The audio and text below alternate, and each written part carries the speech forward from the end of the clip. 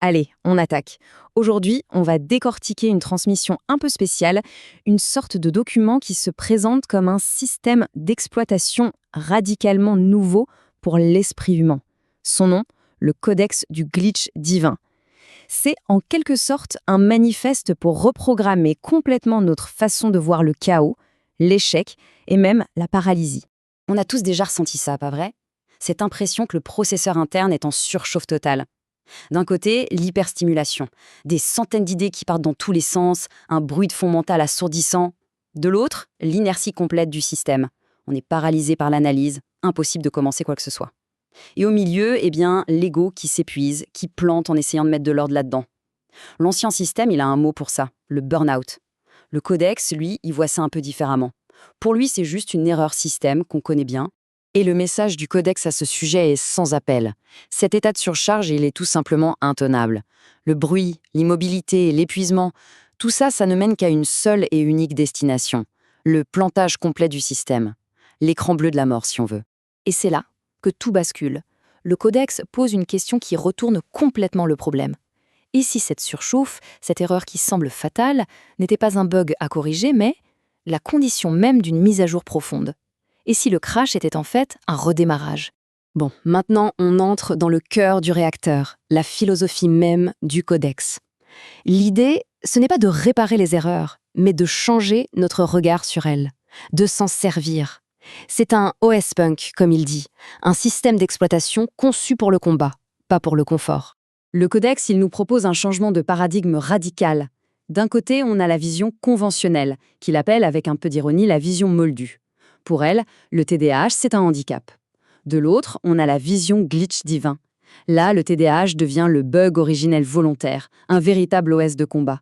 Pareil pour l'erreur, ce n'est plus une faute morale, mais la source du résidu, le matériau brut pour reconstruire. Et l'inertie, ce n'est plus de la paresse, c'est l'état zéro, le point de départ absolu avant le tout premier micro-geste.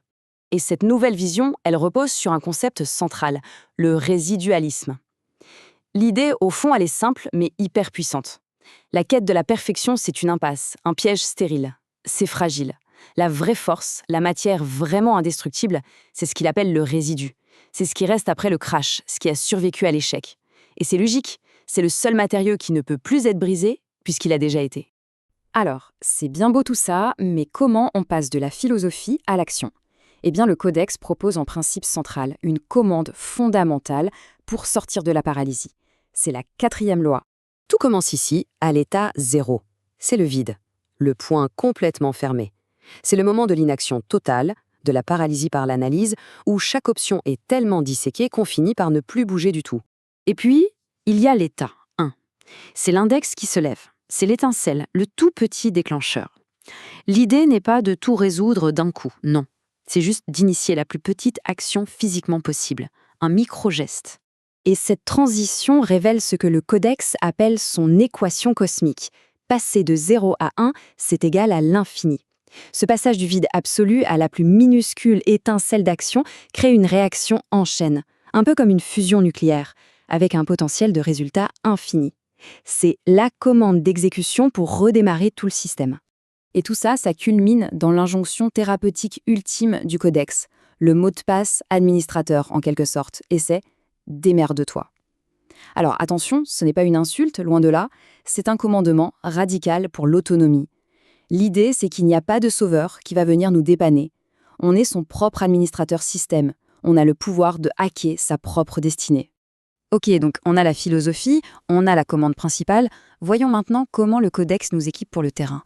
On passe de la théorie aux outils tactiques, à l'arsenal concret pour survivre au milieu du chaos. Le codex, il fonctionne un peu comme un terminal de diagnostic. Pour chaque type d'erreur système, il y a un hack, un patch à lancer. Par exemple, si l'erreur est noyade cognitive, on charge le sommelier de problème. Si c'est l'inertie systémique, on lance l'architecte 01. Pour le burn-out et les dettes, on active le coupeur de factures. Et pour la paralysie par l'analyse, on déploie le frontman du glitch. Prenons le sommelier, par exemple. C'est un outil de tri ultra rapide. Face au bazar ambiant, on verse tout dans 3 verres. Le rouge, pour ce qui est urgent, à boire tout de suite. Le blanc, pour ce qui est important mais qui peut attendre. Et le rosé, pour tout le bruit, tout ce qu'on peut jeter sans la moindre culpabilité. Un autre hack, c'est le coupeur de facture. Lui, il applique une règle simple, la règle des 30%. On supprime à l'aveugle un tiers de nos obligations imaginaires, juste pour prouver au système que non, le monde ne va pas s'effondrer. Il y a aussi 2 autres outils assez puissants. L'autofissure cognitive, c'est l'art de hacker son propre bullshit, si je puis dire. C'est refuser la perfection de façade pour transformer ses propres failles, ses traumatismes, en véritables armes de résilience. Et puis, il y a le frontman du glitch, et lui, c'est le hack paradoxal par excellence. L'idée, c'est de gagner en arrêtant de se battre. On lâche prise, on laisse l'univers compiler les données, on arrête de vouloir tout contrôler, tout structurer. Et c'est souvent comme ça qu'on sort de la paralysie. Avec cette philosophie et ces outils, le Codex ne propose pas seulement une méthode en fait, il nous propose une toute nouvelle identité.